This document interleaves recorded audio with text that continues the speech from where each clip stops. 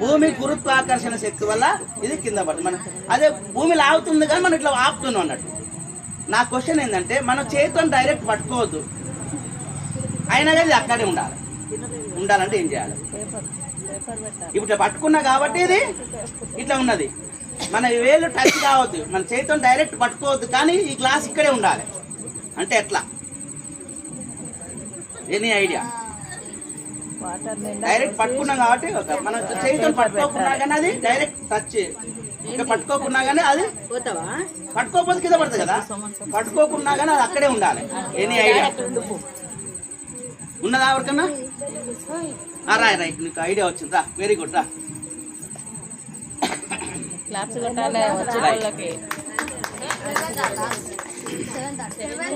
Yes, very good. తీసుకో ఒక balloon తీసుకో.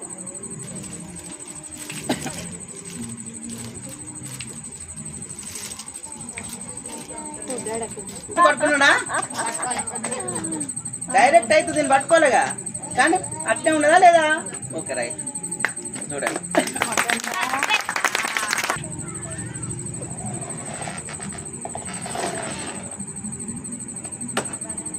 స్టీల్ గ్లాస్ తో డైరెక్ట్ గాజు గ్లాస్ తో చేస్తే రాకపోతే పలిగిపోతుంది.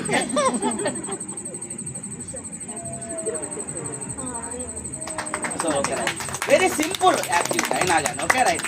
ఇక్కడ ఏంటంటే ఎందుకు ఇలా ఉంటున్నది అనేది విషయం. ఓకే, సపోజ్ ఇది గాజు గ్లాసే అనుకుందాం ఫర్ ఎగ్జాంపుల్. సపోజ్ ఈ గ్లాస్ ఇలాగనే పగిలిపోయింది అనుకో, కొన్నిసార్లు అట్లా అనుకోవాలి. Okay, right. ఓకే, ఇట్లా పగిలిపోయింది అనుకో, ఏమవుతుంది? బెలూను ఈ గ్లాస్ ఇట్లే ఉండి ఇది సడన్ గా పగిలిపోయింది అనుకుందాం ఫర్ ఎగ్జాంపుల్. ఈ బెలూన్ ఏమైతే చెప్పాలి అంటే రౌండ్ షేప్, అంటే బెలూన్ ఇంకా పెద్దగా అవుతా కాదా? అవునా కదా? ఆటోమేటిక్ గా.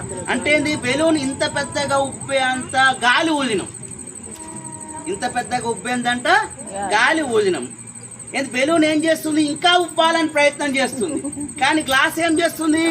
ఆపాలని చేస్తుంది. అంటే గ్లాస్ యొక్క లోపల గోడలు బెలూన్ యొక్క బయటి గోడల మధ్యలో ఘర్షణ ఇట్లా ఉండడం వల్ల పడిపోతుంది అన్నట్టు. వెరీ సింపుల్ అన్నట్టు. ఓకే, ఫ్రిక్షన్ అంటారు దీన్ని. ఓకే, అట్నే బండి చక్రం కూడా మనము బండి గిల్లా ఉంటది కదా,